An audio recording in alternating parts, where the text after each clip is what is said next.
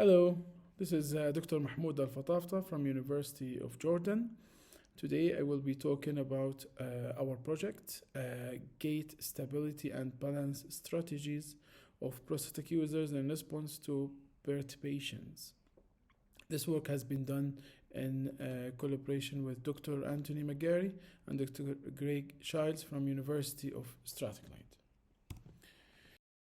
Let's start with some background about the topic. Why falls matter? Basically, falls lead to fractures, head trauma, and even deaths. People with lower limb loss have significant higher risk than other populations. Study has showed that up to 50% of them fall at least once a year. This is a significant number. Understanding how these recovery from imbalance and perturbation is essential. This knowledge help us to build efficient fall prevention program. To do that, the study used a measure called margin of stability. This measure was first introduced by Hoff 2005. It enhanced the meaning of stability by using both base of support and extrapolated center of mass. To calculate the extrapolated center of mass, we have to get the position of center of mass, a velocity of center of mass, as well as the inverted pendulum model. Margin of stability along with step length and step width could help us to understand how prosthetic users recover from falls, recover from trips and slips. So the aim was to evaluate the gait stability, see the biomedical responses, and understand the adaptation to imbalance. To create a fall, we have used Motek Karen. This is one of the advanced system, a controlled advanced system that enable to create perturbation. The method we have used is by using the split built perturbation on each leg. So we can control the left and right by either increasing or decreasing the walking speed. Participants walked at self-selected speed. The Karen allowed us to perturb each leg by quickly increasing the speed of the treadmill or decreasing the speed of treadmill. This method is based on validated protocol that has been used previously. We calculated the margin of stability in both anterior, posterior, and mediolateral direction. Also, we collected the step length and step width. The characteristics of our sample was the age 55 years with a standard deviation of 13 years. We had 10 males and 5 females. The found comfortable walking speed, the selected speed by them was almost 1 meter per second.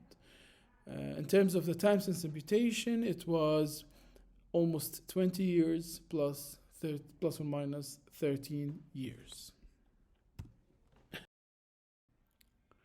Before going into our results and before going into the numbers, we would like to say that the interpretation of the numbers from the margin of stability is yet not very clear between studies. Some studies says if a number is increased, the margin of stability is increased, meaning that the stability is increased.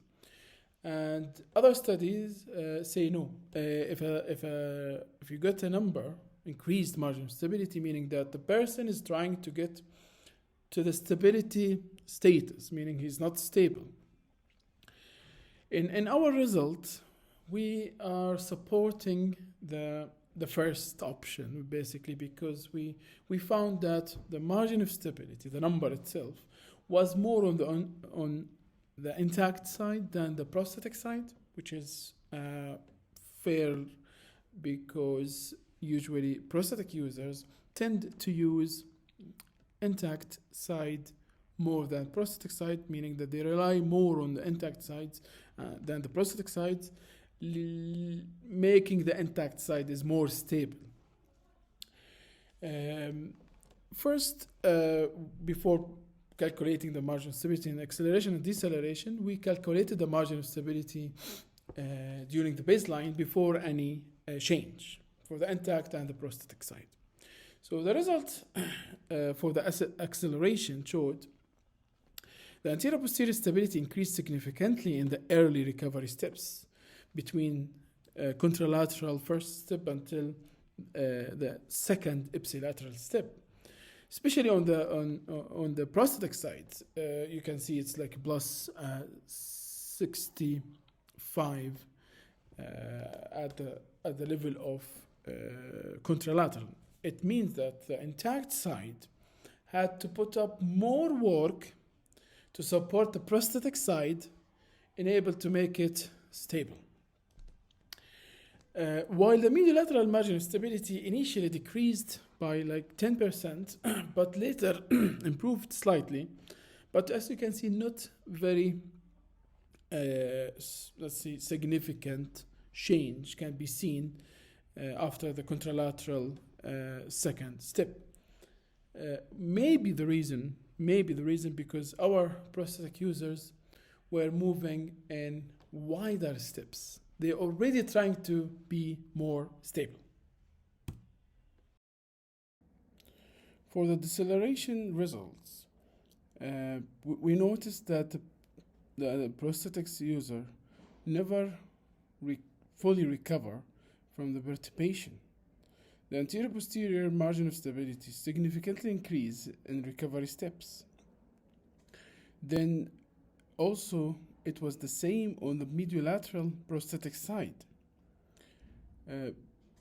Despite partial recovery, the prosthetic side exhibited like delay and limited adaptation compared to the intact side.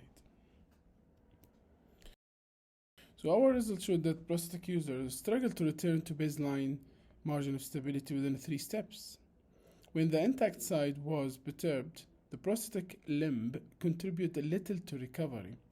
Deceleration were found to be harder to manage than acceleration, although acceleration was also a challenge for them.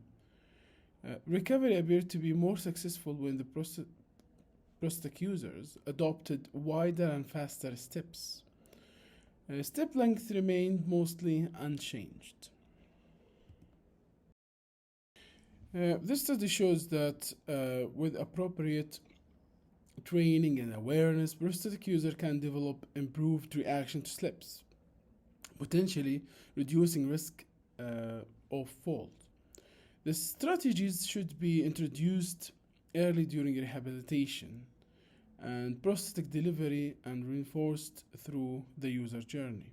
If motion analysis system is available, our protocol can be used as a useful tool to evaluate and enhance fall prevention strategies in clinical practice. Thank you very much.